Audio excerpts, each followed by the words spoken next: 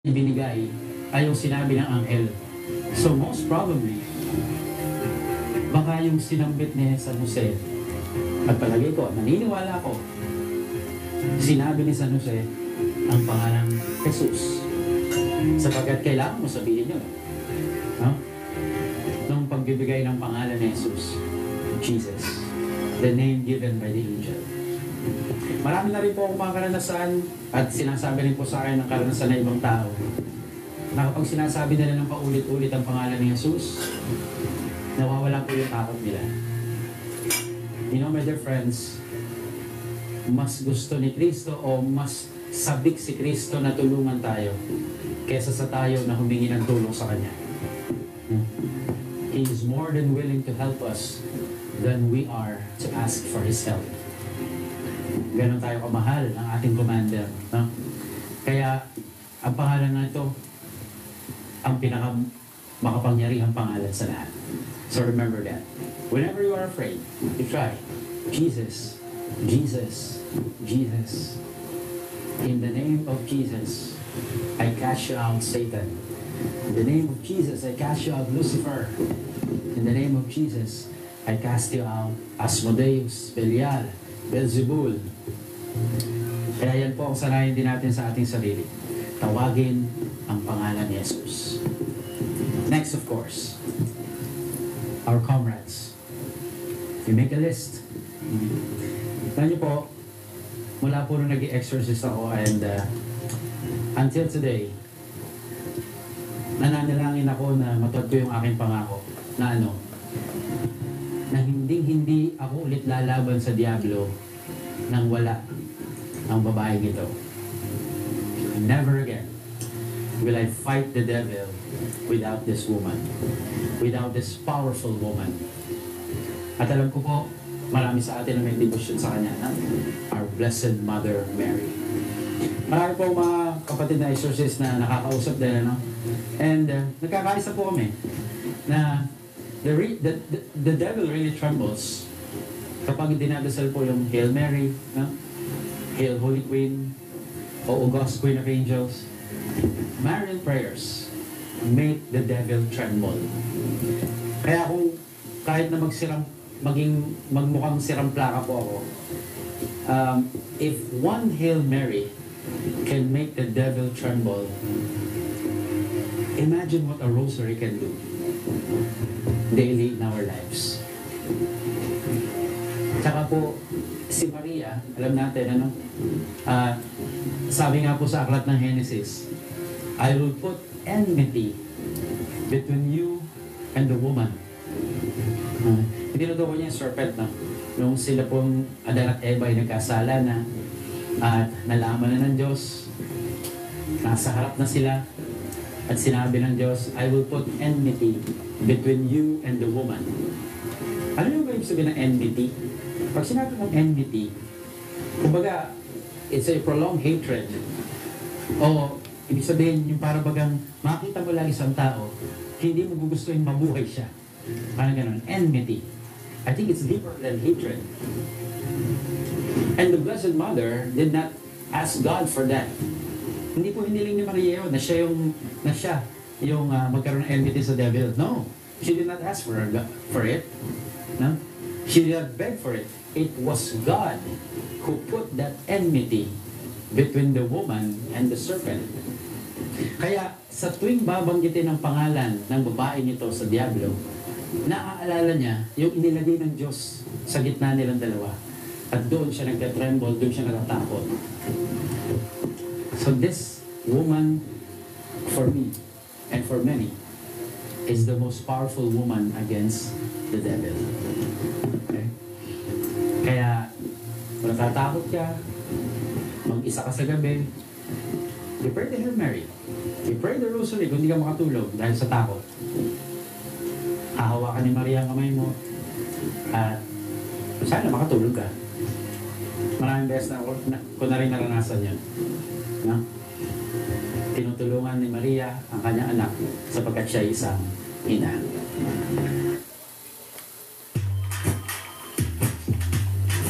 Uy, bongga ka girl. Mukhang mamahalin. Diba?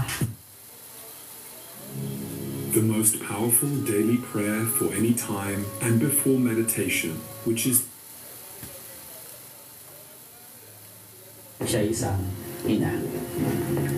Next. Itong susunod po ay napaka-special syempre. No?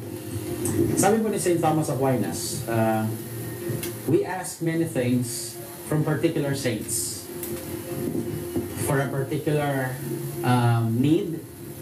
Meron inilalaan ng simbahan na isang patron. No? Alam natin yan, no? Patron of priests. Of course, St. John Mary Vianney. Patron of farmers, San Isidro Labrador. No? Patron of desperate cases, St. Jude, or St. Santa Rita de Cassia, at iba't iba pa, marami pa, no? Mga desperate cases. And so on. The list goes on. Marami po mga particular na mga pangangailangan at may nakalaan na santo para dun sa tulong na yun. Because saints are help for us. Kaya, you call on this saint for this thing. Kapag ikay nawawalan, San Antonio de Padua. Alam natin yan, no? Kaya po, may mga iba't iba tayo mga tinatakbuhan para po sa isang partikular na pangangailangan. Pero sabi ni St. Thomas of Aquinas, from this saint, you can ask anything. Kahit ano. At yan din ang karanasan ni Santa Teresa ng Avila. No? Na kapag siya nagdadasal sa taong ito, wala pa siyang natatandaan na siya ay hindi pinagbigyan. And I know, you know him, you already have a hint. It's no other than Saint Joseph. The year of Saint Joseph. The patron of the Universal Church, terror of demons, Joseph most chaste, Joseph most pure. No? Dami-daming titulo ni San Jose, no? Maraming titulo sa San Jose. Di ba nagtataka? Isang mama na halos walang sinabi, nakasulat sa Biblia, pero ang dami nagagawa. Palagi ko po ganun po talaga. Sapagkat ang taong madada, minsan wala nagagawa. Pero yung mga tahimik lang, yan ho, maraming mga nagagawa. Napaka-special na tao. Napaka-special na mama. No? And for St. Francis de Sales, he completes the earthly trinity. Of course, we have the heavenly trinity, the Father, Son, and Holy Spirit. For St. Francis de Sales, we have the earthly trinity composed of Jesus, Mary, and Joseph. At syempre, ang mamang ito, ang taong ito, ang lalaking ito, ay naniniwala ko maraming mga diablong kinalaban yan sapagkat nasa pangalaga niya si Maria, si Jesus. Biruin mo, sa panaginip, sasabihan siya ng anghel, oh, lumikas kayo papuntang Ehipto. Just imagine that difficulty. Dadalhin mo ang isang bagong panganak. Tapos, bagong panganak na babae. Tapos, bagong silang na sanggol papuntang Ehipto. Eh, hindi mo malapit yun, ha?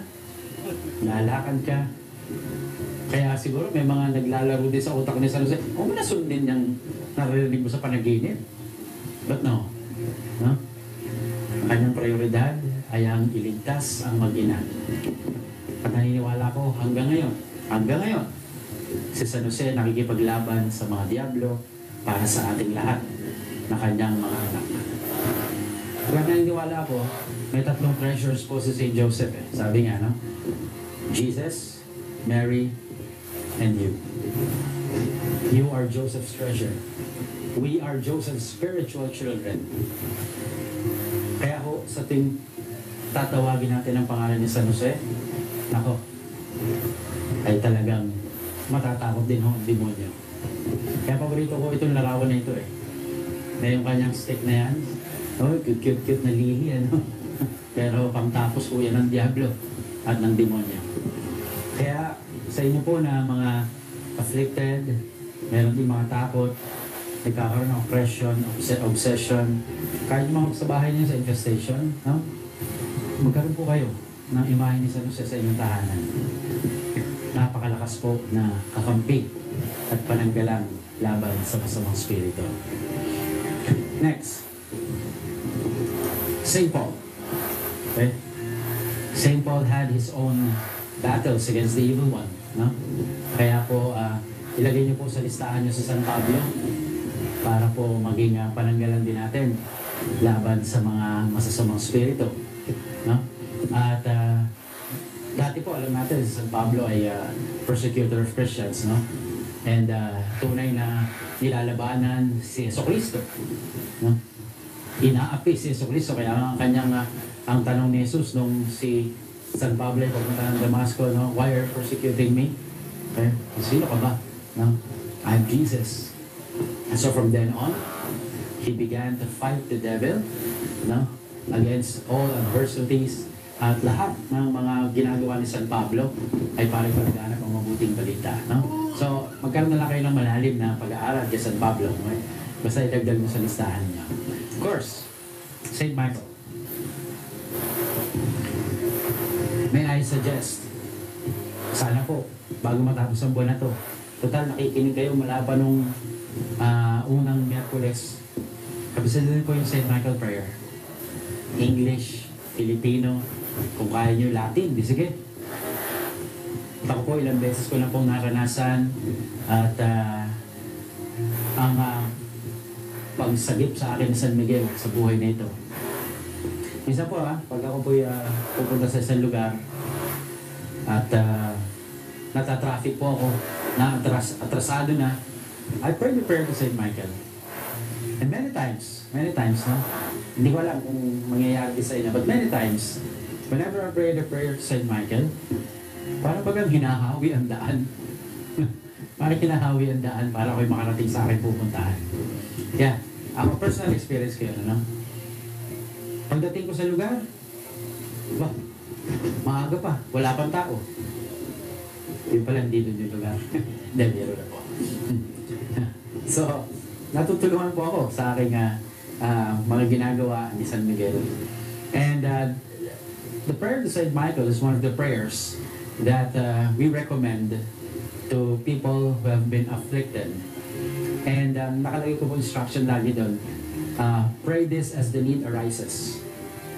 Kasi meron din po kami sinasuggest at nire-recommend na paggising sa umaga, may prayer yan, binibigay kami. Tapos within the day, and then as the need arises, and then before going to bed, yung mga cleansing prayer and the like. Pero yung Saint Michael prayer po, as the need arises, sapagkat napakalakas po ng arkanghel na to, of course, laban sa Diablo. And you can read that from Revelation, no? So, isama sa listahan, si San Miguel. Okay? Ito mga susunod ng mga santo ay kaya ko po sila isinama rito sapagkat sa kanila pong buhay dito sa lupa, sila po yung literal na napaglaban sa demonyo. Sila po yung nakipaglaban sapagkat sila yung mga banal na tao at sila po yung kadalasang target ng Diablo. Pero kung sabihin na, hindi man ako banal, hindi ako target. Kung hindi ka banal, ibig sabihin, target ka noon at tinamaan ka. Pero ito mga santong ito ay pwede tayong tulungan para bumalik sa daan ng kabanalan. Sapagkat sila mismo ay nakaranas na gambalain ng Diablo. Okay? So parang iba nga may mga hand-to-hand battle pa against the devil, nakakita nila ang Diablo. No? Of course, there are many saints, but some other saints, wala yung talagang literal na enkwentro o yung pakikipaglaban. Pero itong listahan na ito, you can run to the saints, no? Whenever you feel you are afflicted or in an obvious spiritual battle and warfare. So, let's add to the list. Saint Gemma Galgani. Okay? At titinan nyo na lang po, no? Kayo na humanap ng kanilang storya kasi we don't really have enough time to discuss this. Saint Gemma Galgani. Okay? A mystic, passionist na nakipaglaban sa Diablo. Isa pa? Saint Perpetua. Kadalasan po ay siya po ay kasama ni Saint Felicity, no? Sa mga iconography and even in feast, no? But Saint Perpetua had a unique experience too against the evil one.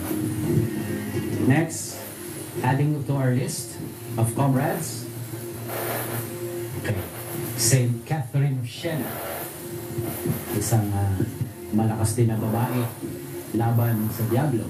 sapagkat may karanasan din sa paglaban.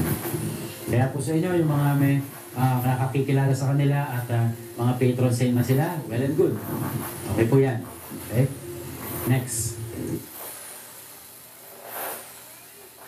Comes to healthcare, Every case is different. every situation is unique. Pero kahit Saint Martin de Porres. Okay? Saint Martin de Porres. Nakipaglaban din po sa masamang spirito. Kilala niyo siguro yan, no? Saint Anthony of the Desert. San Antonio Abad. Okay? The Abbot. Adding to the list. Oh, mga tenista. Mga Jesuita. Okay? Saint Ignatius of Loyola. So if you know the story of Saint Ignatius, you will know that he also had a unique experience in battle against the evil one. Adding to the list is also Saint Francis of Assisi. Yan, yung mga maraming umiidol sa atin dyan kay Saint Francis of Assisi, no? Our very own Pope Francis. Okay? Ay, siyempre, yung pangalan niya hinangot kay San Francisco de Assis. Of course, for those of you who know his story, no? Saint John Mary Vianney. Kaya ako, isa rin sa pinagpapasalamat ko po, noong 2019, no? November 2019, hindi ko naman po akalain na ako'y maasa sa isang parokya na siya po ang patron. No? At sabi ko nga, hindi ko po pinili yung parokya na yun. Pinili ako ni San Juan Bautista. San Juan Bautista. Kasi po St. John the Baptist. St. John Mary Vianney para po doon sa parokya niya. Okay? Kaya napakaganda rin po ng kanyang storya, laban sa demonyo, kanyang pakikipaglaban sa Diablo. Okay? Of course, one of my favorite comrades and one of my favorite saints, Saint Benedict, the Abbot or Benedict of Nursia. Saint Benedict, sinaselebrate po ang kanyang feast day ng July 11. July 11. And I was born July 12 daw. Okay? Nung time na pong yun, hindi ko pa po kilala kung sino nasa July 12 na saints. But my mother said, I was born evening of July 11. Kasi po natatandaan niya, nagle-labor siya nung ako po nung nagbe-birthday siya. Ang birthday ko nanay ko July 11 eh.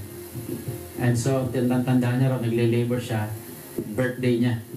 Kaya, palagay ko po, ang katotohanan ay pinanganak ako ng July 11, having Saint Benedict as the feast. Pero nung na-canonize po si Saints Louis Zeli Martin na ang feast ay July 12, sabi ko, okay na rin naman. Pwede na yun. At napakaganda rin namang data na. But of course, I take Saint Benedict as my patron saint for exorcism. And you can take it too. Kasi napakalakas at napaka-effective din po sa masamang spirito. And of course, sino hindi makakakilala sa santong itong susunod? No? Palagi ko po, marami na sa inyo umiidol sa kanya, marami na sa inyo ang kakilala siya, marami na sa inyo ang nagnovena sa kanya, marami na sa inyo ang lumapit sa kanya dahil merong hinihiling, merong hiling ng kagalingan sa karamdaman. And as a matter of fact, many shrines have been built up in his honor. And speaking about Saint Padre Pio of Pietrelcina. No? Sa inyo na mga nakakaalam ng kanyang storya, alam nyo na siya'y nakipaglaban talaga sa Diablo. No? Pero, some points for reflection on Saint Padre Pio. Ngayon po, sa kanyang buhay, many people thought that his holiness was about his capacity to bilocate and to give healing, grant healing or cure to the sick. Yan ang nasa isip na marami. Kabanalan yan, ang lupit. Kasi nagbabilocate yan eh. Kasi nakakapagpagaling yan. Nag-exercise din nga yan eh. Alam niyo po kung yan ang magiging basihan ng kabanalan ni San Padre Pio, may hirapan po marami. Sapagkat hindi naman lahat kaya yun. Pero siguro, because of His holiness, kaya niya nagagawa yun. At yun ang mas palagay ko mas totoo. Na dahil sa kanyang kabanalan, kaya niya nagagawa yung mga bagay na yun. Pero ano yung ginagawa niya? Kaya siya may tuturing na tunay na kabanal? You know what, my dear friends? Ano itong pinagagalit ng Diablo sa kanya? What was that? Kasi nung time na siya ay masyado ng napag-uusapan, tapos sumisikat na rin siya, no? You know, his superior told him, you cannot celebrate Mass publicly. Hindi ka muna pwedeng magpakita sa tao. Hiatus ka muna. Laylo ka. With all humility, he obeyed. And that's the holiness of Padre Pio. Not his capacity to bilocate, not his power to heal, but his humility and obedience. At doon natakot ang demonyo sa kanya. Kaya nga sabi niya, the devil is terribly afraid of humble people. Yan ang kabanalan ni Padre Pio. Kanyang pagsunod, kanyang kababaang loob. So yun, kaya natin yun.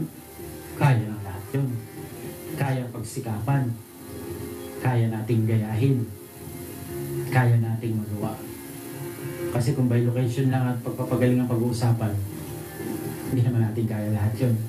Pero pwede natin sikapin yung tunay na dahilan ng kanyang kabanalan. Yung pagsunod at kababaang loob. Okay? Sino mo po ang pwede nating takbuhan?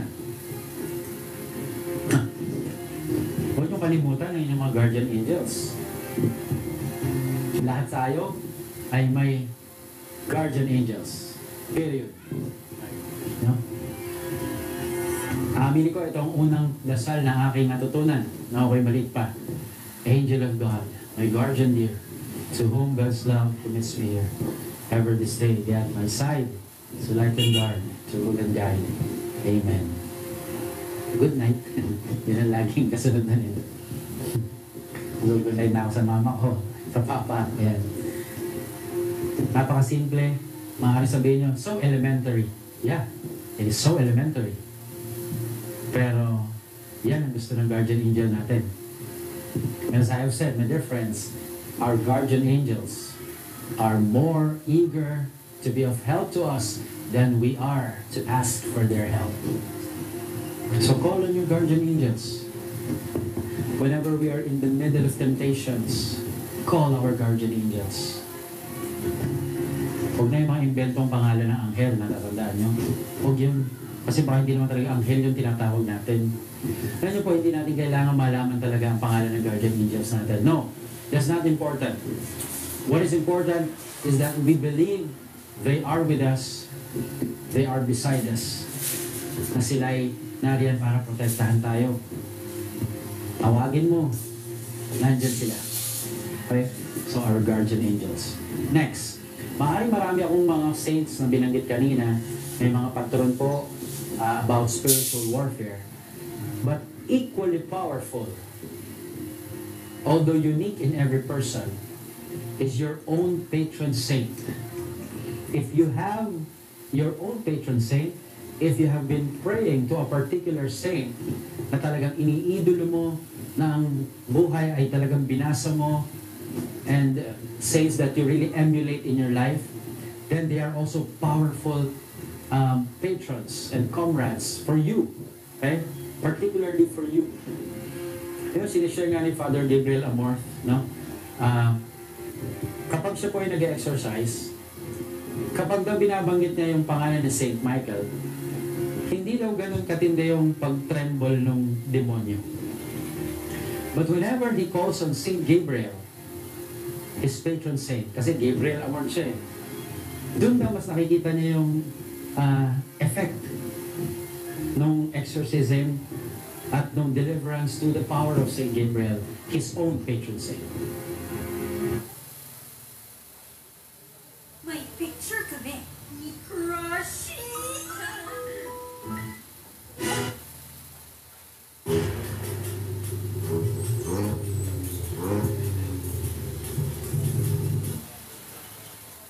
patron saint. Kaya isipin mo na ngayon, may patron saint ba ako? I suggest magkaroon ka. No? Alamin mo ang buhay ng iniidolo mong santong ito. Tingnan mo yung kanyang pamumuhay at tingnan mo kung pwedeng iakma sa iyong sarili. No? Choose a saint. Choose a patron saint. Madami naman yan. Magbasa-basa, lives of saints. No? At magiging mahalagang pananggalang siya para sa iyo laban sa masamang spirito. No? So, dahil pang iba dyan. Saint Therese of Lisieux. Yan. O Saint Francis Xavier. Ikaw bahala. O Santa Mesa. Ewan ko, kasama ba yun? O Santa Claus. Ikaw bahala. Gusto mo lagi may regalo. Okay? Kasi nung tinuturo niya sa bata, no, Santa Claus, dapat hindi santo yun. Okay? Ano lang yun, pang Pasko. Okay? Although Saint Nicholas really exists. No? So yan lang, magkaroon ka ng patron saint. Okay, ngayon pala, tayo po tinuturuan ng makipaglaban. So, choose a saint para iyong takbuhan at tawagin. Okay? At hilingan ang pananalangin. Okay. So, ito mga sinabi kong ito, ay maaaring di mo sila nakikita at pinananaligan mo na lang at pinapakinggan ka at sinasamahan tayo. Okay? Pero syempre, we can also go to our fellow Christians with charisms, with prayers of deliverance. Mga charismatic groups, hindi naman pinagbabawal ng simbahan yan eh. Sa katunayan, marami simbahan dyan, marami parokya, may charismatic communities, no? And through their work, yung kanilang mga gawain na magtitipon-tipon at ipagdarasal ang isang tao, even the afflicted, you can ask prayers from them. No? Your fellow Christians with charisms. At syempre, sarili mong parish priest, yung pari mong kaibigan, all priests might pray over. Alam nyo, pinagkaiba lang naman ang pari exorcist at hindi. Kami po mga exorcist, we are authorized to do the rite of exorcism. But other than that, pare-pareho lang po. No? Mga pare, dahil sa kanilang ordinasyon. Kaya may mga pare na nanonood, tol, huwag ka matakot, tol. No? Huwag ka matakot, kaya mo yan. Kasi kung makikita tayo ng tao na tayo mismo takot sa demonyo, patay tayo dyan. Eh? Brad, by virtue of your baptism and your ordination, you are a comrade for the people. No? Tanggapin mo na. Huwag mo lagi sabihin na, ay hindi ko expertise yan. Tol, expertise mo yun. Yung mag-pray over, ipagdasal siya. Okay? And of course, priest exorcist by rite of exorcism. No? So yung tinatawag ng major exorcism, rite of exorcism. And only exorcists can do this. Yung rite of exorcism. Power from or authority from the bishop. So ako po, from my own bishop, Bishop Francis De Leon. Dito sa Manila, of course, beginning tomorrow, no? From His Eminence Jose Cardinal Advincula. So, yung mga exorcists po ay sa kapangyarihan pag authority ng kanilang sariling obispo. And they are allowed to do it in their own diocese. But if I will exorcise someone here and do the rite of exorcism, I have to ask permission from the Archbishop of Manila. If I will do it in Caloocan, from Bishop Ambo. If I will do it in Lingayen, Dagupan, from Archbishop Sok. Ganun po yun. If I will do it in Cubao, I have to ask permission of Bishop Honesto Octioco. So ganun po yun. Para po nakikita yung authority. Okay? Because all bishops are exorcists. Okay? So, now, ito po yung mga kakampi natin. At idudugtong ko na rin po sa hapong ito, sa mabilis, no? Yung mga bagay na dapat meron kayo sa bahay. So aside from mga banal at mga taong pwede niyong takbuhan, ano naman yung ating mga sandata para po tayo ay tunay na makalaban? Okay? Sa masasamang spirito. And this is equally important. Okay? Na sana po ang bawat tahanan may mga ganito. Kung di man lahat ito, at least karamihan dito ay meron ka sa iyong buhay, kwarto. Okay? So, I'll begin with this. Some say, just ignore the devil and the devil will leave you alone. Ulitin nga. just ignore the devil and the devil will leave you alone. Huwag mo lang naman galawin yan, hindi ka rin gagalawin yan. Wrong. Galawin mo siya at hindi, gagalawin ka niya. Sa sikretong pamamaraan. Sapagkat sabi ko nga, gusto niya tayong galad ka rin sa impyerno. Kaya don't ignore the devil. Eh anong gagawin? What is the proper attitude? The truth is, if you fight the devil, then the devil will be afraid of you. Yan ang mas paniwalaan mo, kapatid. We have to fight. Hindi naman pwedeng tayo lang lagi ang kinakalaban. Lumaban ka din. And if you fight him, he will be afraid of you. Uy, ba't nasama ito? Hindi po, kasama talaga yan. At kung tatanungin ko po kayo ano nakikita niyong hawak niya, alam ko po, at lahat kayo masasabihin, a sword. But equally important is what this woman holds on her left hand. Okay? At yung shield po, ay di-discuss ko sa susunod na Merkules. But the sword, remember this acronym, SWORDS, para hindi po kayo malito. So, anong meron ako dapat sa bahay ko? Yan. Ano meron? Pero by the way, bago ko po ituloy ito, see to it na ang mga bagay na ito na aking sasabihin sa inyo ay dapat pinababasbasan po sa pari. Hindi ko sinasabi sa exorcist lang. Sa kahit sinong pari. Pwede nyo pong pabasbasan ito. O sige, diakono at obispo. Baka sabihin, puro pari eh. Okay?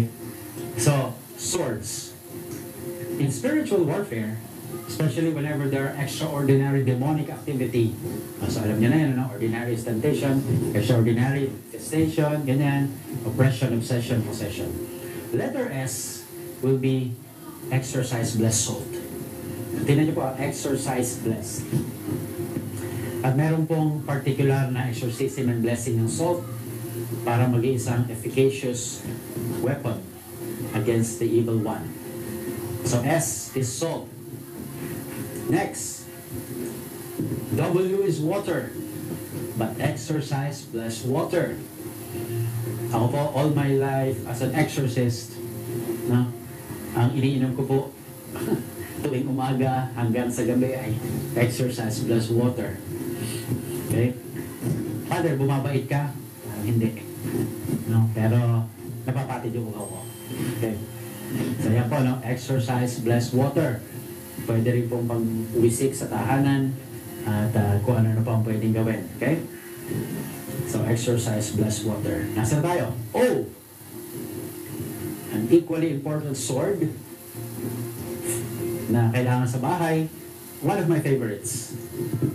The exercise blessed oil. And we prefer olive oil. Okay? We prefer olive oil. Kasi sa Christmas, di ba, yung oil for the sick, olive oil po ang ginagamit ng simbahan, ano? Eh, kaya, tingnan niyo po, baka meron kayong mabibili extra virgin olive oil. But, Hello po, sir. Tigilan mo nga ako. Sinabi ko nang hindi ko kailangan, di ba?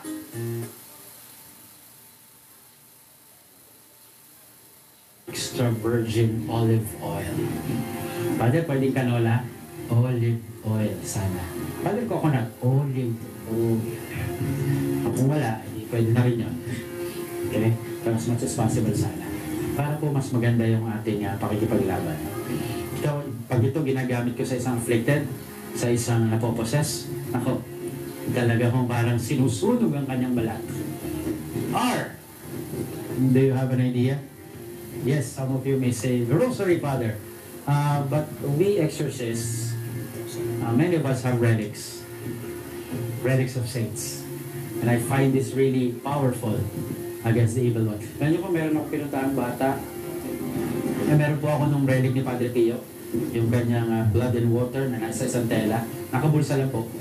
Ano niyo, pagpasok sa bahay, sabi nung demonyo sa loob ng bata, Padre Pio, ayoko sa'yo. Hindi ako yung tinutukoy niya, yung relic na. Sabi ko, alam niya agad, no? So, relics of saints. And many exorcists use this, no? Letter D. Devotional images. Well, instead of yung mga pampaswerte sa bahay, ito ko ang ilagay ninyo sa inyong tahanan. Images of saints, not necessarily Padre Pio only, no? Kaya kung may patron saint kayo, o sino man sa mga binanggit ko, magkaroon po kayo ng mga ganyan sa tahanan ninyo, sa kwarto, sa desk nyo sa opisina. Okay? Ano pa? Devotional images like angels, mga larawan ng anghel. Oops! 3 lang ang pangalang tinatanggap. Michael, Gabriel, Raphael. Get rid of others. Angels. And if you want names, then choose Michael, Gabriel, and Raphael only. Another devotional image, of course. Sana naman yung tahanan nyo, dahil Katoliko kayo, ha? Meron kayong imahe ni Maria sa bahay. Meron kayong imahe ni Maria sa inyong desk sa office, sa kwarto ninyo. Okay? Of course, the image of the Lord Jesus. Dami naman yan, yung title si Jesus. Divine Mercy, Sacred Heart, Christ the King, Santo Niño. Okay? Basta si Jesus. Okay? So, images of saints, angels, the Blessed Mother, and of Jesus Christ. And finally, yung S, sacred objects. The things that we use whenever we exercise. Okay? So, what are these? So, enumerate ko lang. Yeah, we use candles. Exercise blessed candles to symbolize the light of Jesus. And we exercise and bless candles. Pag nilalagay po sa mga kwarto, ay yung prayer kasi doon, sana kung saan nakalagay ang kandilang ito, ay maging safe ang buong building o yung tahanan. Okay? We also use incense. Exercise bless incense. Okay. Ano pa? Benedictine medal. Wear one if you can. Wear one if you can. Especially when you're experiencing extraordinary demonic activity. Don't forget about the miraculous medal too. Sa mga may miraculous medal dyan. Okay. Okay? Scapular. Many are wearing this. Huh? Shout out kay Alden Richards na lagi may scapular. Okay? And of course, rosary. Mas maganda po hindi sinusot ng rosary. Hindi lang dasal yan. Mahirap magdasal ng rosary. Pero hindi fitness. Siyempre, hindi rin naman yung, rosary, lagot ka sa akin. Hindi ganun. Dasalin. Of course, the Holy Scriptures, the Bible. Sana may Bible kayo sa bahay, ha? At hindi maalikabok. Sana nga sira-sira na. Dahil laging ginagamit. We also use bells to drive away the evil spirits. Pag umuikot sa bahay, tapos nagbabel. And of course, lastly, the crucifix. Hospital, bahay, kwarto, opisina. Sana po, may crucifix kayo. Okay. So, ayan po ang ating mga kampi at mga sandata. At sana po ay marami na po rito ang meron kayo. Okay? Kaya dyan po nagtatapos ang ating ika-4 na bahagi. At muli po, salamat sa inyong pakikinig. At ano pong susunod natin?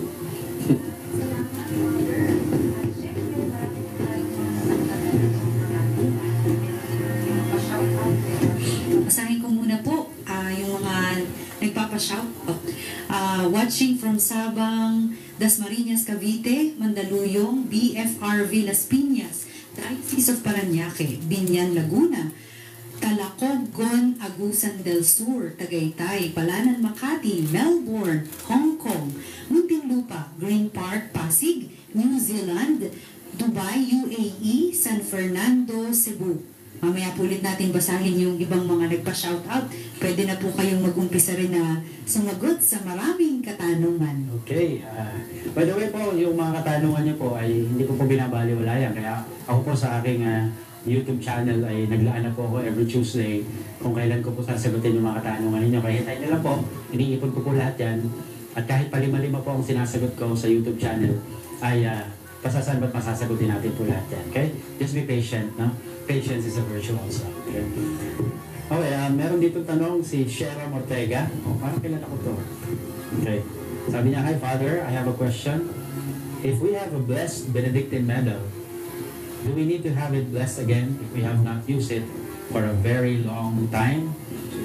Okay, thank you sa question. Maraming tatanong talaga niyan, ano? Maraming gumagawa niyan, na parang bagang yung blessing nag-expire. No? Una sa lahat, ang blessing ay hindi nag-expire. Okay? Kaya nga po, sa mga tahanan po, once it's blessed, well, it's blessed forever. Ganun po yan. At siguro kung meron lang kayong practice na laging binabless sa taon-taon, ang katotohanan po nun ay yung tao po ang binabless naman talaga eh. No? Sa gayon, kung ano man ang mga nagawa niya, ganyan, o may mga iba't ibang afflictions din yung tao, yun po talaga ang binabless nun. Okay? But pagdating po sa mga binanggit natin, yung mga Benedictine medal, miraculous medal, scapular, una-una sa lahat, huwag niyong isipin na ito ay anting-anting o gaya ng talisman or anything. No? Those things that we wear for spiritual warfare are things that remind us of the goodness of God and the saving work of God through Saint Benedict, okay, Benedictine medal, through the Blessed Mother, the miraculous medal, at sa pamamagitan nito, napaalalahanan tayo na meron tayong mga kasama at kakampi na lumalaban sa Diablo. Hindi ito anting-anting. Nasasabihin ako, wala yung aking suot, matatalo ako. Remember, Saint Paul wrote to the Ephesians, no? Have shield, no? Or faith as your shield against the evil one. Kaya yung pananampalataya pa rin ang mananatiling napakalakas na pananggalang mo laban sa masasamang spirito at sa kalaban. Okay?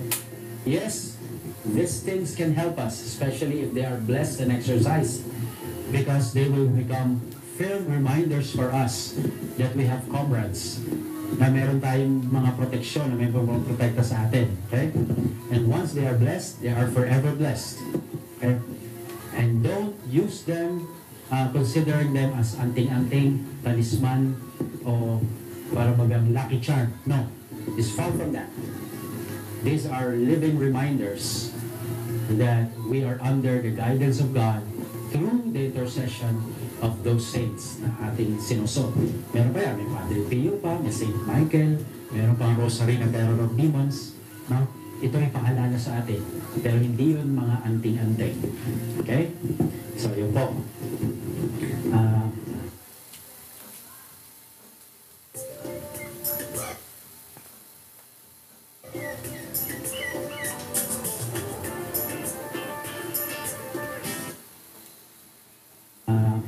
Isa pang tanong, tingnan natin. Father, meron po bang book na mabibili ng mga prayers para sa mga saints? Para sa mga saints. For spiritual warfare, of course, meron. Father Joseph Siquia, yung kanyang black na libro, available ito, maraming stores po ito. Sa St. Paul, no? Nandun po yung mga tulong ng mga panalangin para po sa ating protection, deliverance prayers, no? At palagi ko, marami na rin pong nakabili na. And keep on buying that, no? It's a big help for you, and it has been a big help for me too. At nandun po yung mga prayers ng exorcism and blessing of salt, candle, yan, mga incense, salt, candle, oil, Benedictine medal, nandun po lahat yun. Kaya kung halimbawa, pupunta kayo magpapabless sa isang pare, you can bring that book. And Father, kung wala po, sana meron si Father, ano? Pero wala si Father, pakita mo.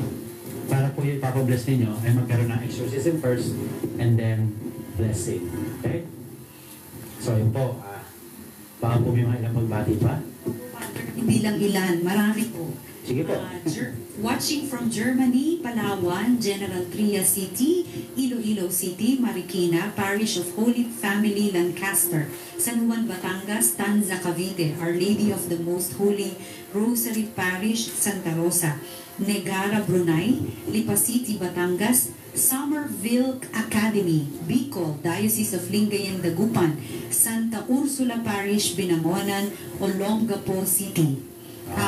Idagdag ko na rin po, watching from Ilocos Sur, Cagayan de Oro City, USA, Kalumpit, Bulacan, London, St. Joseph the Worker Parish, Cainta, Florence, Italy, Cubao, Santa Rosa, Laguna, Bukawi, Japan, and Quezon City. Okay.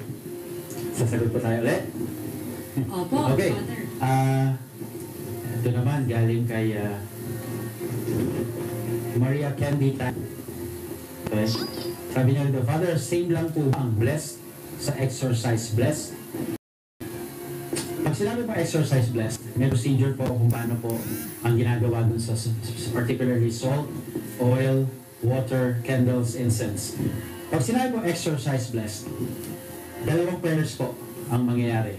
First is the exorcism prayer. You first exercise the thing or the element, no? Yun muna, parang bago maging sacramental, no? Ine-exercise muna. Para ano man ang impurities, no? Spiritual impurities, nung bagay na yun, ay talagang makakast out, okay, through the exorcism. And then, filling in of the Holy Spirit. That is the blessing itself. That's why it becomes a very potent and powerful weapon, and it becomes sacramentals, no? Against the evil one. So yun po yun, no? Exercise first, and then bless. Ganun di ba kadalasan sinagawa sa mga bahay? Kasi may mga tahanan na hindi pwedeng bless lang ng bless, but first we have to exercise them, and then filling in with the Holy Spirit, that is the blessing. Okay? So mag-iba po yun, no? So exercise bless, pero pong ginawa exorcism muna bago blessing. Okay? Galing kay Sharina Sofia Montega. Sabi niya, can the devil still torment you with sins you have already confessed? The short answer is yes. Because the devil will make you remember what you have done in the past. Yan po ang isa sa mga taktika ng demonyo. Ibabalik niya yung mga nagawa mong kasalanan kahit napatawad na. Na para bagang pinararamdam sa'yo, ay, hindi pa napatawad ng Diyos yan. But in reality, they already have been forgiven. See the wickedness of the devil? He will make you remember what you have done. When in fact, for God, they already have been wiped out. Kaya ho, marami sa atin ang nagsasabi, narinig ko rin sa kumpisan, Father, naikumpisan ko na ito noon, pero talagang hindi ako matahimik, nababagabag ako. The first thing I tell to that penitent is, for your penance, I want you to forgive yourself. Then, you will begin to experience peace. Kasi, hindi mo mapatawad ang sarili mo kahit napatawad ka na ng Diyos. Sabi nga na C.S. Lewis, don't make yourself a higher tribunal than God. Kung napatawad ka na ng Supreme Court, wala na yung Regional Trial Court. Kaya makasalanan napatawad na, wala na sa Diyos siya. But what the devil will do is to make you remember. Oo, natatanda mo yung ginawa mo. O, sama-sama mo noon eh. Kaya, masama ka noon. Masama ako noon. Pero napatawad tayo dahil sa pag-ibig at biyaya ng Diyos sa atin. Kaya po, if the devil will remind you of your past, you remind him of his future, that he will be damned forever in hell. Okay? So ano po? Father Jeff, sabi ni Marge Burns, is it true that kailangan na rock salt ang gagamitin instead of the fine salt as exercise? We highly recommend the rock salt. Kasi po yung mga iodized salt, may mga impurities na po yun eh, no? Dapat po sana yung unadulterated. Okay? Ibig sabihin po ay raw, and yung pong talagang wala pa pong kahit anong chemicals na nilalagay. Mas pure, no? Kaya yung rock salt, simple-simple sa palengke, marami. Sa mga groceries po kasi, minsan, magkaipaparin na, meron dyan, iodized rock salt. Ay, iodized pa rin yun. Okay? So, dapat po talaga yung rock salt, yung malalaki, big grains. Okay? So, we highly recommend na